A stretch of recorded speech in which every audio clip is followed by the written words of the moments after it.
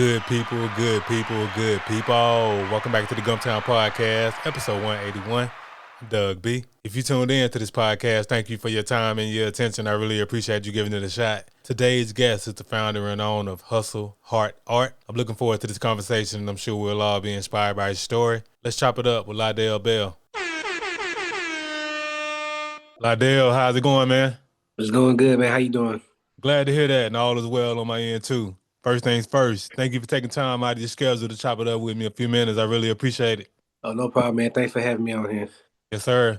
Of course, here talk about all the great things you got going on with Hustle Heart Art, as well as what you got going on in the education field. But before we talk about the brand, let's get to know the man behind the brand. Born and raised in Greenville, Alabama, what was your upbringing like? It was pretty smooth though. I was a quiet guy growing up. I'm very quiet. I just mostly stayed to myself and just what I'm saying. I have siblings, two brothers and a sister, one that just passed last year, and it was pretty good. Growing up, I was just like just chill. Like I am now. I'm very chill, just laid back. I like to draw, like and that's basically it.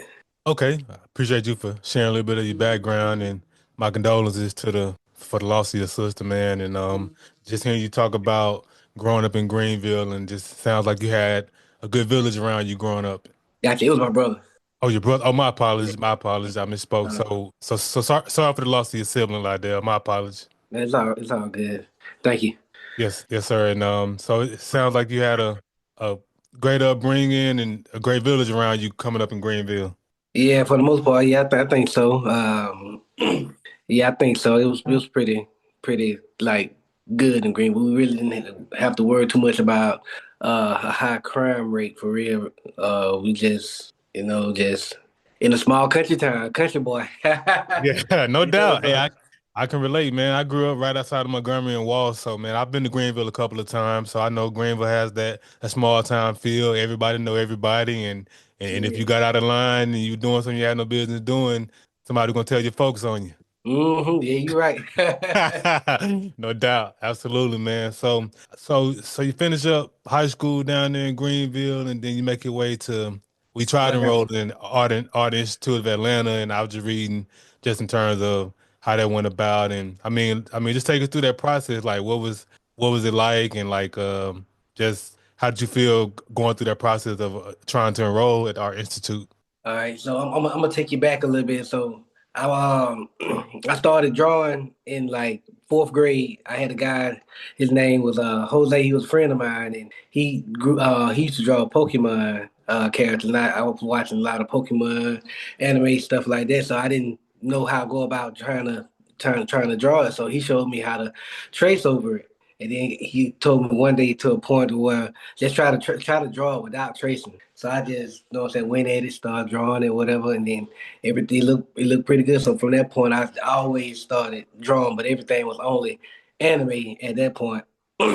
Fast forward to my high school years, I took art all 4 years in high school, which my style then was preferred called that I preferred was called pointillism, or some people may know it as stippling.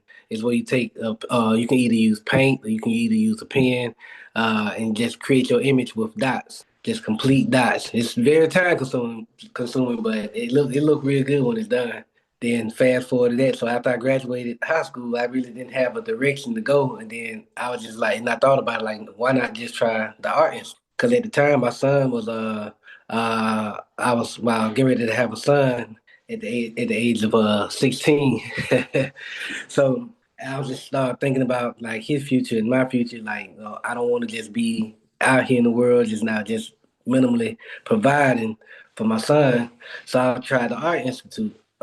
Did the art institute, had everything set up.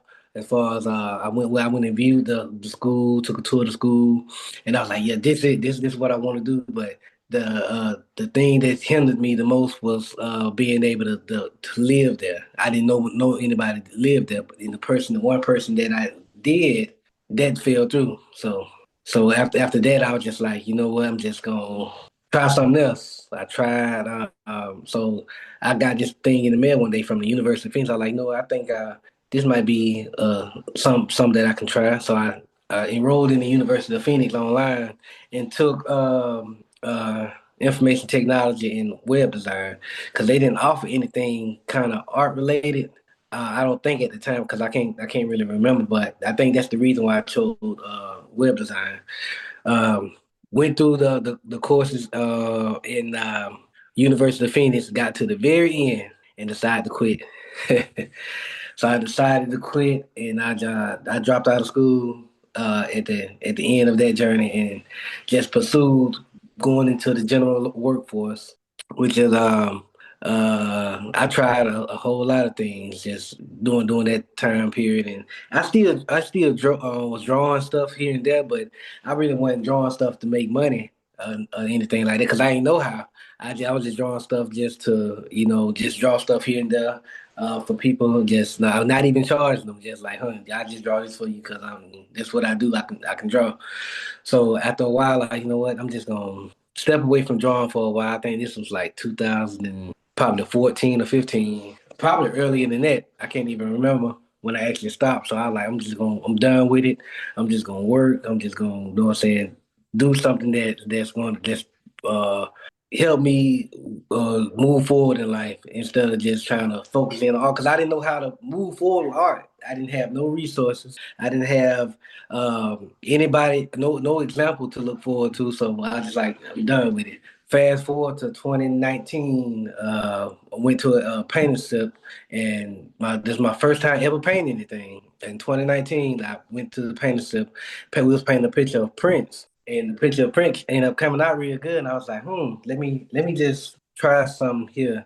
Let me. I think I got some here. So uh, fast forward, I say about a few months later, I ended up getting some art supplies from someone that bought me some art supplies, and I've just been diving into my art journey from there.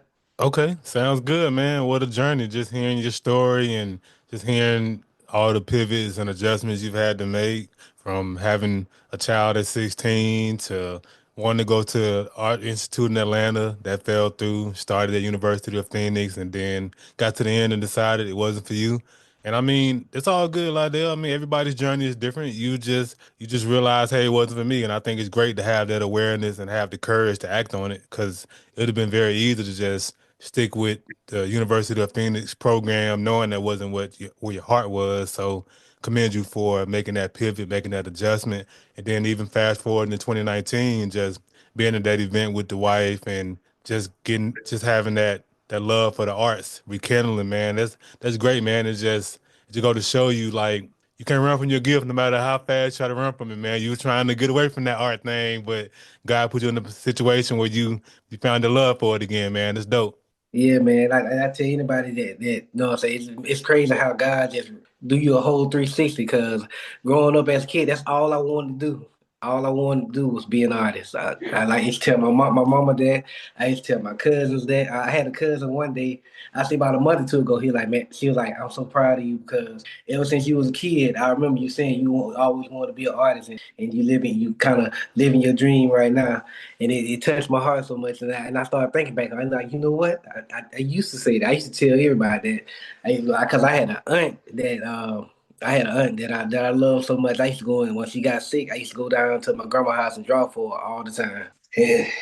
And that's just how much I love art. And then, like, even if I wasn't making any money for it, I still do it at this point. Like before, I was just like lost, but now it's so many resources. I've seen so many people do what I thought couldn't be done. So yeah, man, it's been a very fun and very interesting journey so far. Now I'm loving every bit of it. Yes, sir. I hear the passion in your voice, man, and that's great that you're realizing that childhood dream because a lot of us have those childhood dreams, and we just we get they get lost. They get lost in the sauce, man. As we become adults and we start to quote unquote face reality, man. Like we lose sight of those childhood dreams. But that's good. That's great that you were able to tap back into yours, man. And I know you got to be proud of yourself that you're living out your dream today. Yes, sir. Doubt, man, no doubt. So let's talk about your brand name, Hustle Heart Art. What inspired it, man? So just my love for art. and the way that I hustle, the way I grind, I love doing doing stuff. It's there's not a moment where I'm not doing anything for real. I just like to just be dived in and just hustle, hustle, hustle, hustle. So I was trying to come up with a name one day, and I was just like I wanted to have something to do with art, but also just like with the grind that I do on a daily basis, you know. So then that name just came together and just rolled off the tongue. I really hadn't been using it much lately. I just been going by my name, but in the near future, very near future, I'm gonna be starting diving in more into that into the name of Hustle Hard Art. Okay, sounds good, man. That's a very organic way how you came up with the name, man. And I'm weird, man. Like I'm big on brand names and how they come about, man. Because every brand name has a story behind it, and just hearing Mhm. yours, man, that's great that you were able to come up with that name. It's very catchy. It's very organic. It's very unique. That's Yeah, man, because like that hustle, man, I've tried some of everything from CEO to trying to do police officer to trying to do schooling for HVAC, schooling for electrician to be an electrician to let me see what else, man. It's so much stuff to name. Like I didn't try some of everything. So that's what that hustle came from when I was thinking about it. Like man, I didn't try some everything, and God just like nah, what you trying all this for? You got the skill and you got the talent. This it right here. Yeah, absolutely. No, you spot on with that. And I mean, again, man, just go back to just commend you for having the courage to try all those different fields, those different occupations. And I mean, and I think in the midst of you going through and trying all those different occupations, I'm pretty sure you kind of figured out what you didn't want to do for the rest of your life. Mm-hmm. No doubt. No doubt, man. So that's amazing. So whenever I have entrepreneurs, creators on the platform like yourself, I like to talk about three things: the aha moment, action, and audacity. Take us back to your aha moment when you first had the idea to take your love for art and turn it into a brand. Around by the time when I started really just getting back into art, well, it's a couple of things they did, but I think one of the main things is I got a friend that invited me to his name is Zach, and he invited me to the art event downtown one day. I don't think I've ever been to any art events before then here in Montgomery. And he was like, I know you just getting back into painting. He probably don't even remember this, but he was like, I know you just getting back into painting, but can you? I would like for you to set up at my table at this event. And I told him like, man, I really don't have anything, which I didn't. I didn't have anything painted or drawn at the time. So I was like, he was like, just try to create something. And then I was just like, well, okay, I get it a go. So I created like four little 8x10 pieces and then a 16x20 piece. And the event was Art in the Alley, hosted by Kalonji Gilchrist, that's the founder of 21 Dreams. He was hosting the Art in the Alley event downtown Montgomery, and I went. I set up. I met a lot of artists. I met a lot of artists that I'm real good friends with today. And then I set up with Zach at his table, and then end up selling. Uh, two of the no three of the five pieces that I end up creating. And I was like, you know what? I think this is something that I just really want to pursue. I never thought that I can sell my art. That never crossed my mind of like, thinking that I can sell it. It just blew my mind that like people actually want to buy my art instead of people actually always asking, "Can you draw this for me? Can you draw this for me?" You know, everybody want to get something drawn, something drawn for you. So I wasn't accustomed to somebody actually paying to draw. I mean, paying for me to draw something for or something that's been painted or drawn already. And that just opened my eyes up to, you know what I'm saying? I think I want to continue forward with this like, as a business to be able to generate uh, um, some income through that. And another thing that kind of sparked my eyesight on it, because for one, I really, it wasn't a lot of, I'm not really used to, well, I can't say that a lot of black artists. So doing I was on Instagram and I used to see the Shade Room post on Wednesdays we paint post, and there's a lot of dope black artists being posted on there. Like, man, I didn't think it was like artists out there like this, and that's most definitely sparked a fire up under me then too, because I was like, man, if they can do it, I know I can. So they just like it's a whole lot of different things that really just motivated me during that time to just go and jump out there. Okay, sounds good, man. Hats off to your friend for inviting you to that event, and hats off to you for showing up and with some paintings and some work, and people bought your work and it hit you then like, hey, I can make something out of this, man. Like that's great. Yeah, and from there I met my guy Kevin King, the executive director of the King's Canvas on Oak Street, and ever since then I've been he's another one that you know what I'm saying just encouraged me because at the time he had an event and he was like, "Come on, set up for the event." I was like, "Man, I ain't got them anime stuff." He was like, "Man, just bring them anyway." So when I, so when I when I got there and brought him, I had a lot of anime stuff, man. When I tell you a lot, almost all my anime stuff sold that day. It was just by everything that I brought sold that day, and like, that most definitely like lit a even bigger fire up under me. Like, man, it's events like this in Montgomery. It's events like this around, that I can just set up and just post the stuff that I love to paint. Because when I first started painting, I was only painting stuff that I wanted to paint.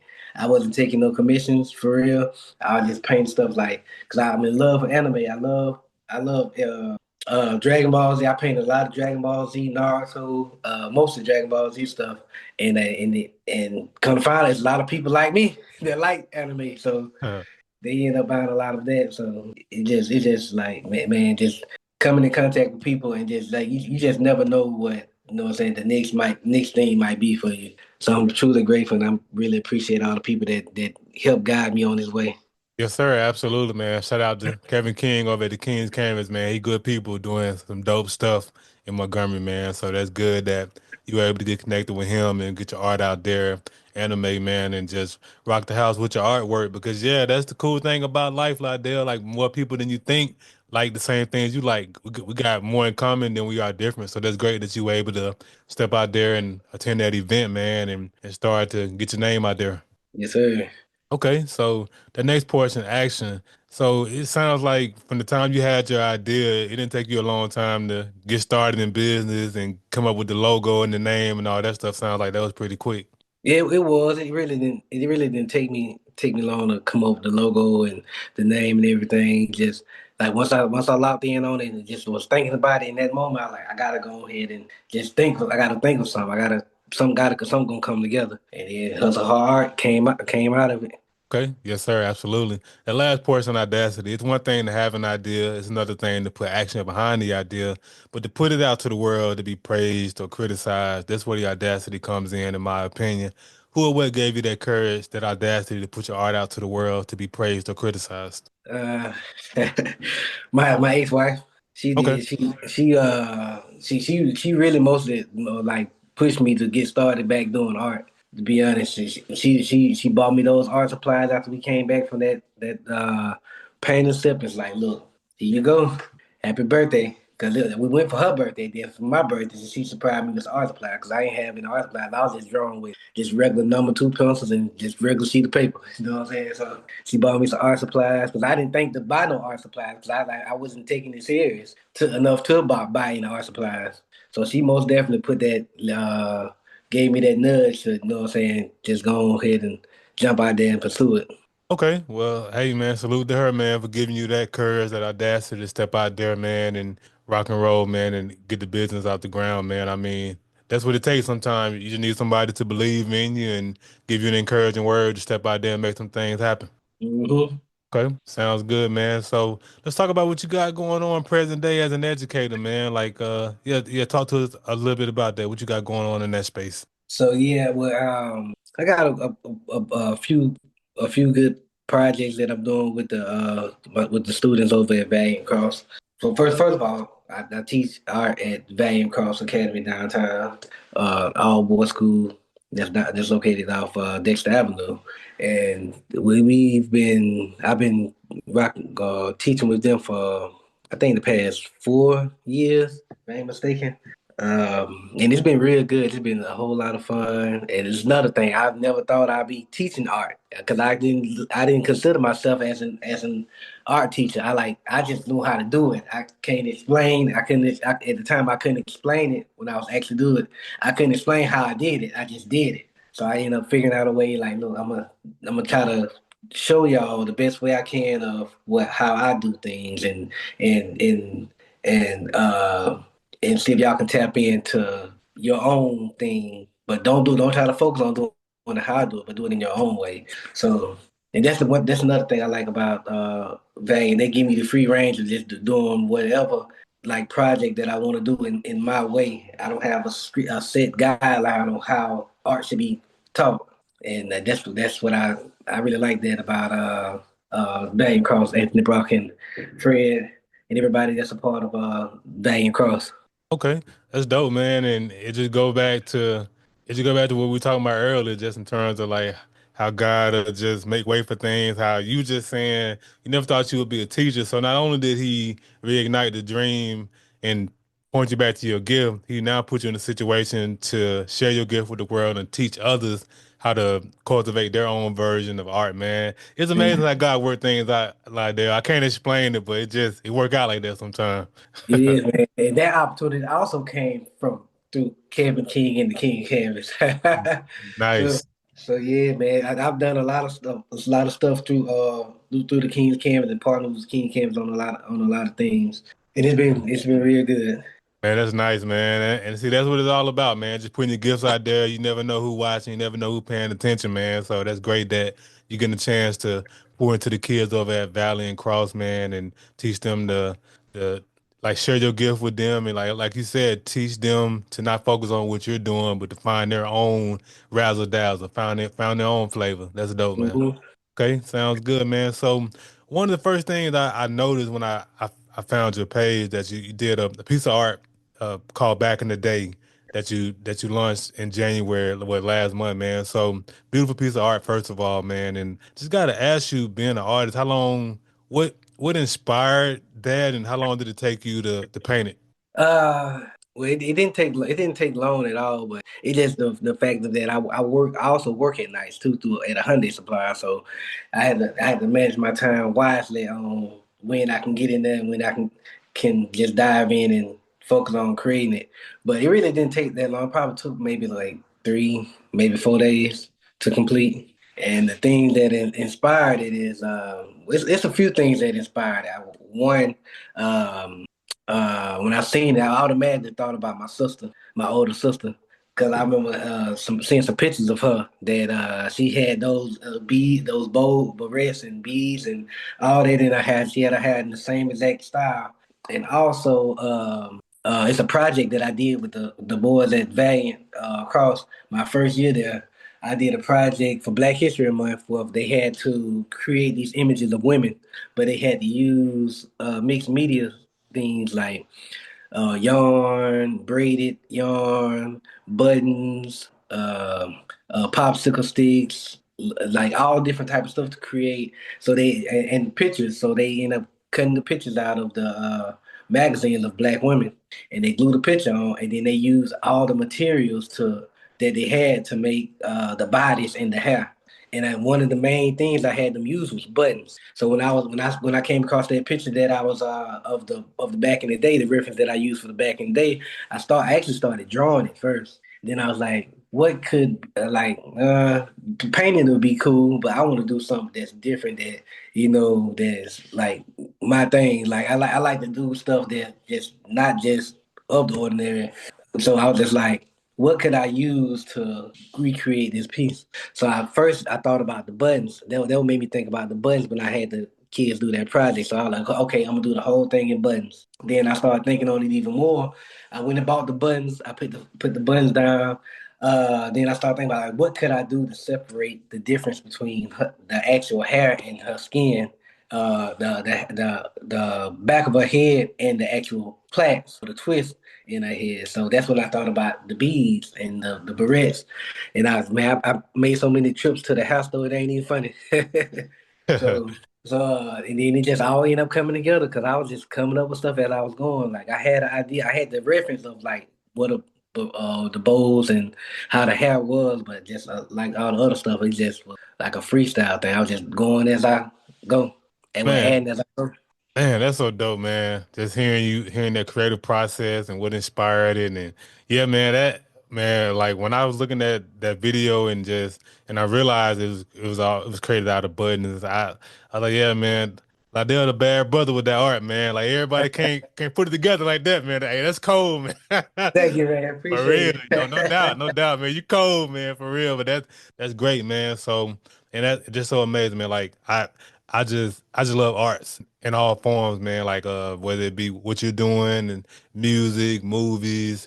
I mean, I just love art in general. So this is gonna be a tough question, Lydell. And I normally don't ask artists this, but I gotta ask you, man, what's your favorite piece of art if you had to choose one? So as of right now, my favorite piece. Well, I got two favorite pieces because I can't choose. I can't let this one go. The Tupac that I created because I'm a huge Tupac fan. The Tupac I created, and then this piece, the back in the day piece. Okay, Those are my favorite two. As okay. of, Oh, my bad. You said those are your favorite two as of right now. My bad.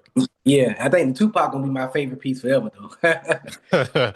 Okay, cool, man. And yeah, of course, the Tupac piece cold as well, man. So that's great, man. And like that's both of those are great pieces of art, man. And that's great, man. So you're an instructor at Valiant Cross. You're an artist. You just mentioned you work night shift at Hyundai. So with everything on your plate, like there, like what do you do to decompress, man? Like what do you do to relax, man? Because you got a lot on your plate, man. Uh, Play my game. Like before I go to the studio, it's funny. It's funny to me. Before I go to, because I also have an art studio in Valiant Cross as well. So before I go down to the studio or while I'm at the studio, because I like I play the game to like unwind and just relax. Like that helps me relax and help me think a little bit. I play the game, get all that out of my system. Then when I get to the studio, or if I'm already at the studio playing the game, I just dive on into what I can do. Because if I'm at the studio and that game there, ain't no art finna get done.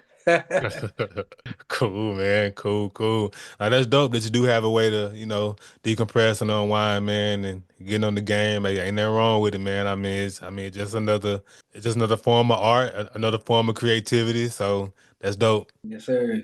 Okay, man. So you've done great things as an artist, and I know great things are coming down the pipeline, which leads to my next portion, vision.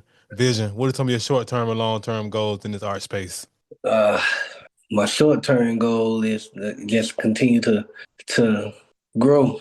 With this, it can be short and long term. It's just continue to grow as an artist. There's a lot of stuff that I don't know. There's a lot of stuff that I still need to work on. A lot of stuff that I need to grow at. So I say more so just growing and taking it day by day. You know what I'm saying?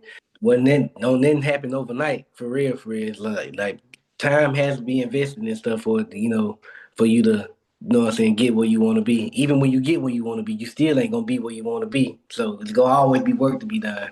So I think just growing, and I also want to be more so of a muralist. I really like doing murals. I like working on a larger scale than doing working it on the canvases. But I enjoy working on canvas, but just working on those walls, man, and seeing your work come to life on those walls or whatever you paint it on. If it's on a large scale, it just blows my mind. It just makes me so happy just seeing like, dang, somebody commissioned me to paint a mural in this school, a mural in this school, a mural down in the city. You know what I'm saying? A mural here, a mural there. Like people actually, you know what I'm saying, trust me and like my stuff enough to have me to put it on their walls. So I really wouldn't mind, you know what I'm saying, diving in more to being a muralist.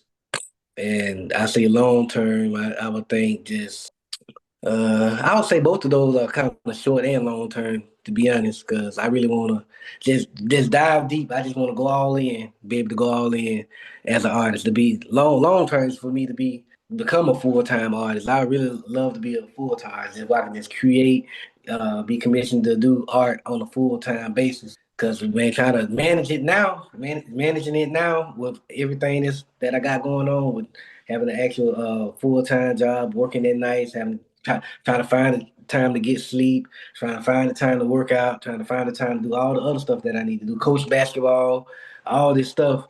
It sometimes becomes a lot, and then it kills. Sometimes I ain't gonna say it kills, but sometimes it slows down my thought process when it comes down to creating.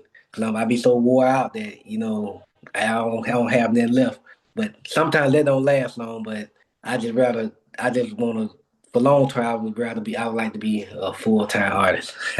Okay. Okay. Sounds good, man. Those great short term and long term goals. And I have no doubt, man, you'll make them all come to fruition. Sir, so as we wrap up the podcast, Lydell, I want to ask $1 million question. I started this podcast because I wanted to highlight the greatness connected to the city of Montgomery. Whether you were born here or lived here for a significant period of your life, be it college, military, or work, you working in Montgomery, doing business in Montgomery, I got to ask you, what do you appreciate the most about the city of Montgomery? The thing I appreciate the most about the city of Montgomery is uh, the connection with people, and that Montgomery is steady growing. Montgomery is, especially in our world, it's basically almost like a blank canvas. You know what I'm saying? You can start fresh from it, and it got a lot of potential to grow and become way more than what it was and what it is now, and that it just got a lot of growth in it, and that you can continue to grow and continue to move forward and continue to just strive and build these connections and just what I'm saying, just take off. There's a lot of room to grow here in Montgomery because there's a lot of stuff that Montgomery don't have that it could, and that just give you a lot of time to think on stuff and just like what do we need here in Montgomery, because there's always a need here in Montgomery. We just got to figure out what that need is and execute it. Yes, sir. Spot on. That's powerful stuff. So, Lydell, how can people connect with you, man? What are your social media handles? All right, so my social media, the one I use the most is Instagram. You can find me at hustle HUSTLE underscore heart HEART art ART. That's my Instagram handle. And it'll be my name on Facebook. Lydell Lydell Bell Bell on Facebook. Okay, too easy, man. And of course, I'll put all of the information in the description of the episode. Hey, Lydell, thanks again for the conversation, man. I really appreciate it. No problem, man. Thanks for having me again. Yes, sir. Good people, that concludes another dope episode of the Gumptown Podcast. In the meantime, in between time, y'all know what to do. Be blessed, be safe, but most importantly, have the audacity to be you. Gone.